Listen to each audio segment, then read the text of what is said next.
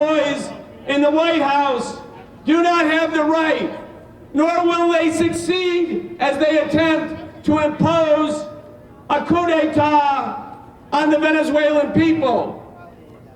Jill Stein and Gloria La Riva got many more votes than Juan Guaido for president because Juan Guaido got no votes because he never ran for president.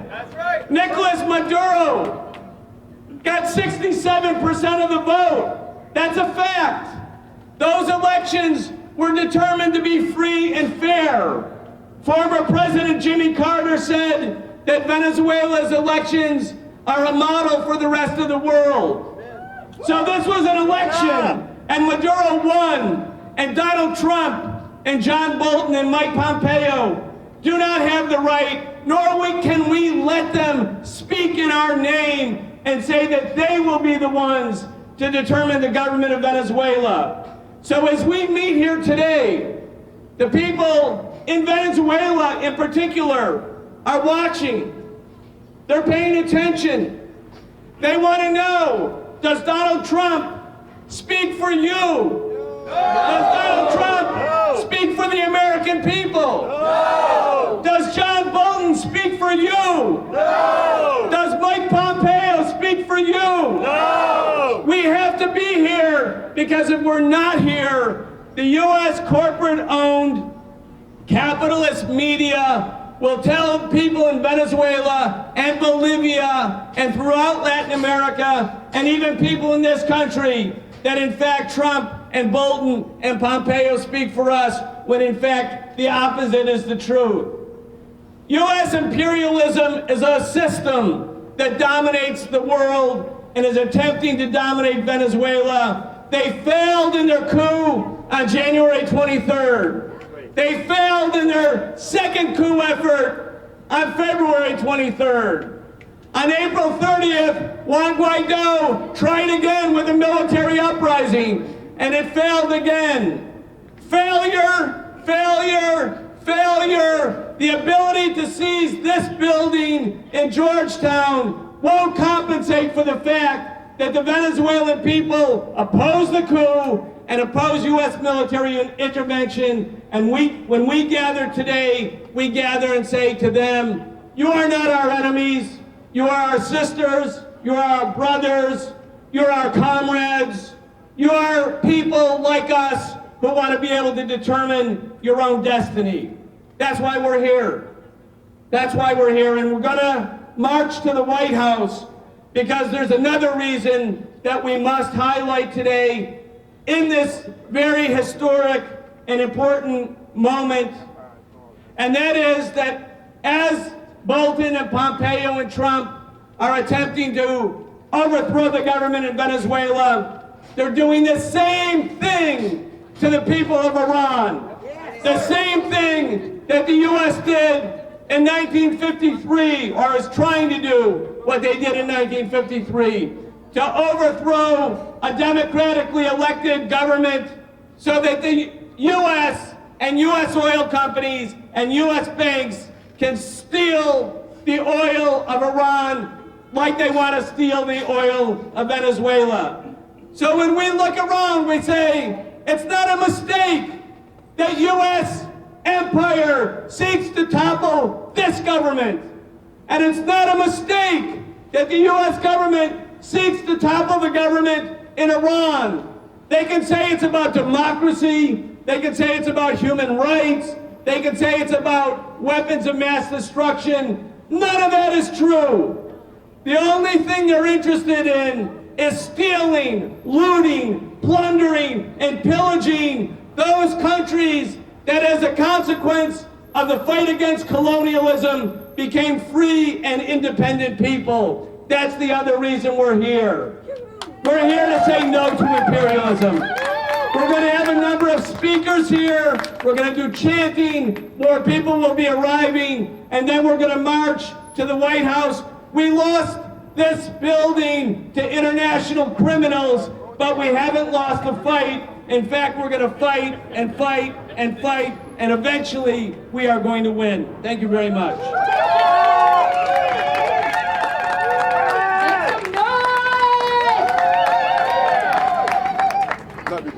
so you know, I got music if you want when we performed.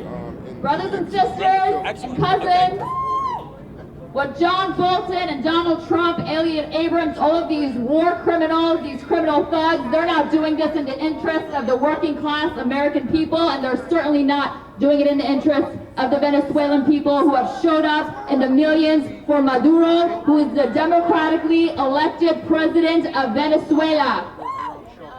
So say it with me. Juan Guaido, hell no! Juan Guaido, hell no! Juan Guaido, hell no! Juan Guaido, hell no! Juan Guaido, hell no! Juan Guaido, hell no! Donald Trump, hell no! Donald Trump, hell no! Donald Trump, hell no! Donald Trump, hell no! Donald Trump, hell no! Donald Trump, hell no! John Bolton, hell no! John Bolton, hell no! John Bolton, hell no! John Bolton, hell no! Elliot Abrams, hell no! Elliot Abrams, hell no! Elliot Abrams, hell no! Elliot Abrams, hell no! U.S. coup, hell no! U.S. coup, hell no! U.S. coup, hell no! U.S. coup, hell no! U.S. coup, hell no! Coup for oil, hell no! Coup for oil, hell no! Hell no! Hell no! Hell no! Hell no! Say it, hell no! Say it, hell no! You say hell no! Hell no! Hell no! Oh, hell no! U.S. coup, hell no! U.S. coup, hell no! U.S. coup, hell no! U.S. coup, hell no! U.S. coup, hell no!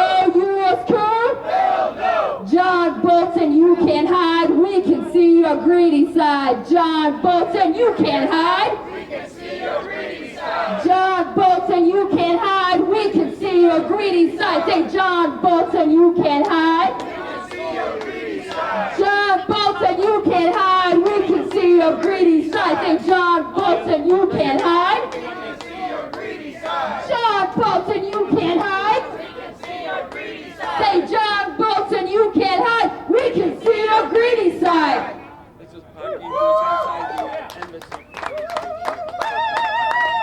We have Poppy now, our sister, come on up here, who was inside the embassy for weeks, and she's with Code Pink. Yeah, she sure is. The Embassy Protection Collective lives. It's right here. We were inside, and some of you were out here, and we kept chanting back and forth to one another. We're all out here right now, but we are still, each and every one of us, the Embassy Protection Collective. You give yourselves a hand. And I have to tell you, looking down at you from up there was so heartening, because we knew you were here and we were both working on the same thing, for justice for the people of Venezuela, and that our country would not lead to another coup or a war. We do not want a war sponsored by John Bolton, Mike Pompeo, or Donald Trump.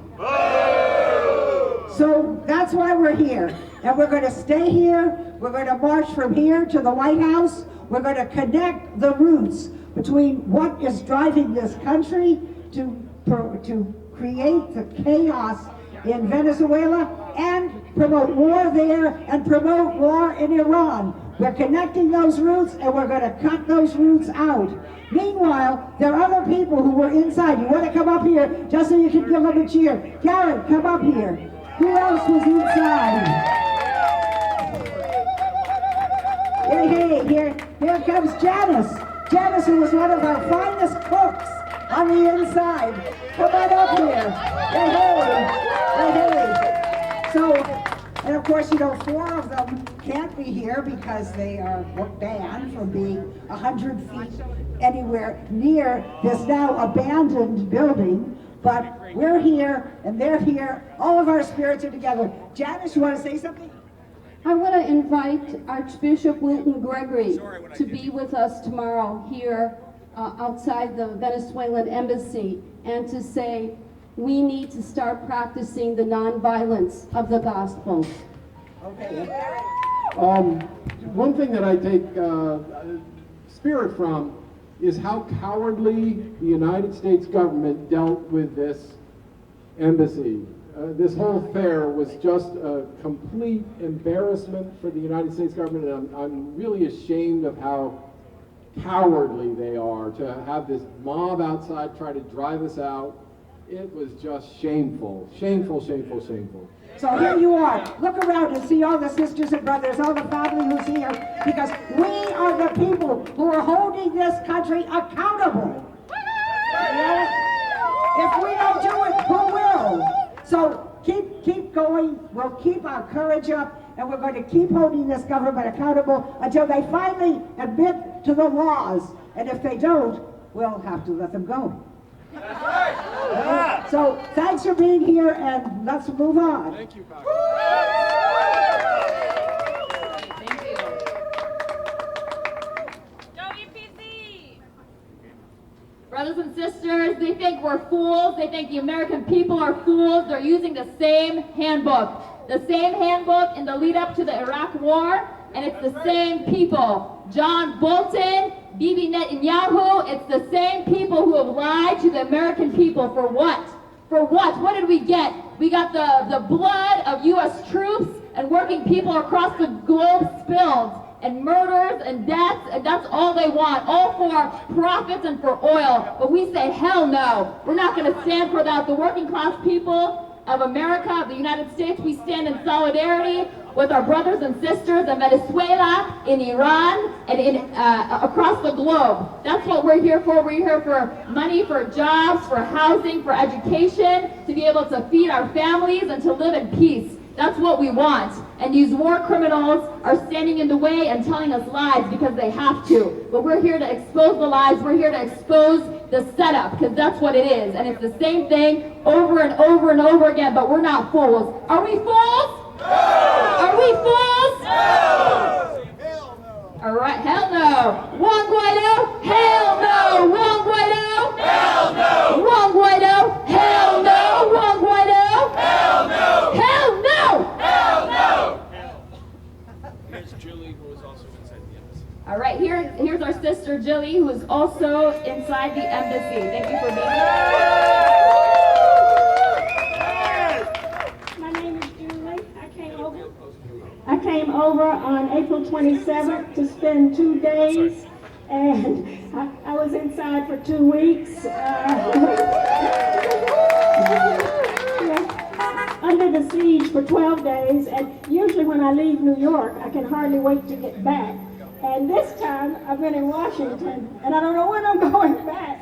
Now that I feel like I have a new home over here. I met so many wonderful people. It's just been incredible. So thank you for being here.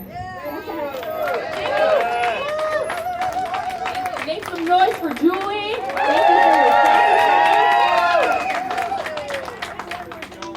I'm learning, since I was behind the window for 12 days, I'm meeting people now that I just saw, and this looked like it. I have a picture with her in the rain, and found out she's a school teacher, and she had taken her break, I suppose, that day to come over. So I've been admiring her from the window, and now that I'm out here, it's like another world that I'm introducing myself to people that I've been seeing for the past 2 weeks. Rain or shine, we're out here. Next we have Martha Allen, who is also in the embassy. Make some noise. Well, my first night was April 11th, and I spent 29 nights in the embassy. At first, not consecutively, and I was with many of you beautiful people. Outside is just as important as inside, so when I came out, I was delighted to be able to see and support from the outside. Thank everybody.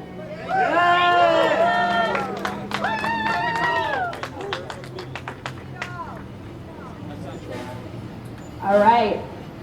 Thank you for the sacrifice of our embassy protectors. They were in there for weeks, for over a month.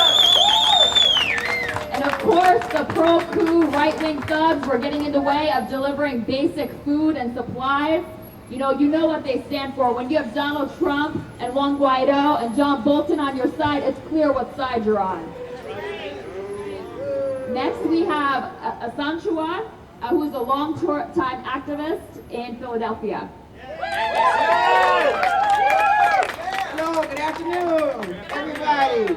First of all, my name is Asanchua Nkrumah Toure. I'm an organizer and dues-paying member of Black Alliance for Peace. I want to give thanks to the Answer Coalition, Code Pink, Popular Resistance, and all of you that organized to protect the embassy of our beloved Venezuela. People around the world admire you today.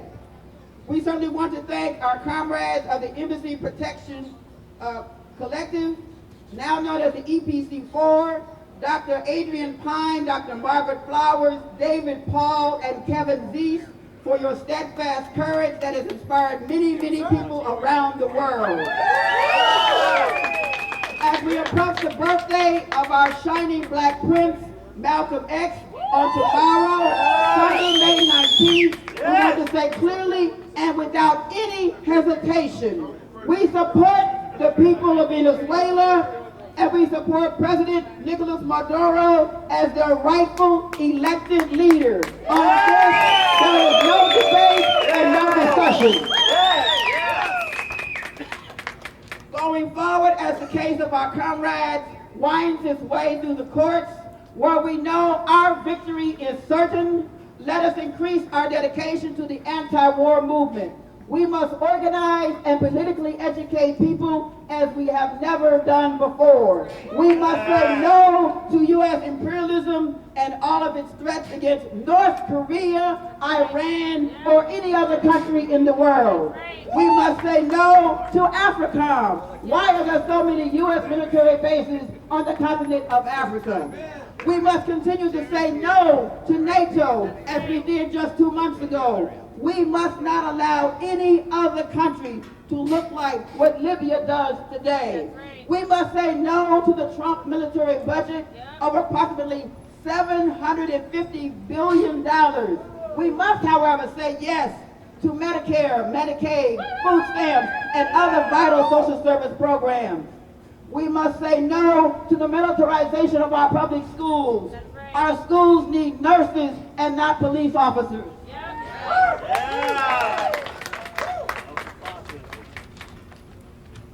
We must also say no to police departments across the United States that are being trained in Zionist Israel. We don't need the police to be trained to be further terrorists than they already are. We have a lot of work to do, my comrades and friends, so let's join together for a much stronger anti-war movement. Because a better world is truly possible indeed, but we must be willing to fight and organize for it. That's right. I also want to give a special shout out to some organizations that I am also a member of that made it possible for me to be here today. So first I want to give a shout out to the Green Party of Philadelphia. I want to give a shout out to the Poor People's Economic Human Rights Campaign and our comrade Sherry Hakula, who struggled a lot. As working class and poor people, they struggled a lot to organize themselves and raise money to be here twice in a week. I also want to give a shout out to the Philadelphia Tenants Union, because I want y'all to know, the Philadelphia Tenants Union, we are about to overthrow the landlords in the city of Philadelphia.